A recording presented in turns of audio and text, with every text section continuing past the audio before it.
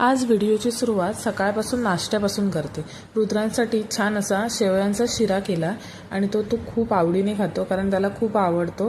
पहिलं मी म्हटलं होतं की नाही देणार, पण नंतर म्हटलं जाऊ दे, आवडीचं देऊया। चपाती खाण्यासाठी सांगत होती त्याला म्हणून, पण त्याचं फेवरेट मिळालं आणि तो खूप खुश झाला, त्याने पूर्ण संपवला। रुद्रांश उठल्याशिवाय अंथरूण काही काढता येत नाही, पण तो उठला तसं मग मी बेड पण क्लीन करून घेतला।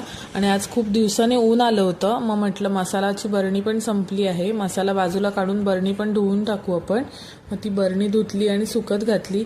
नंतर तोपर्यंत झालं जेवणाचं टायमिंग।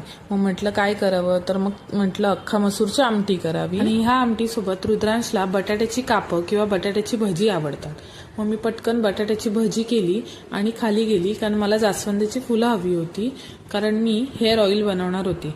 जर तुम्हाला हेअर ऑइलची रेसिपी पाहिजे असेल तर कमेंट करून नक्की सांगा। आणि हा आता व्हिडिओ मी इथेच संपवते। भेटू नेक्स्ट ब्लॉगमध्ये। बाय।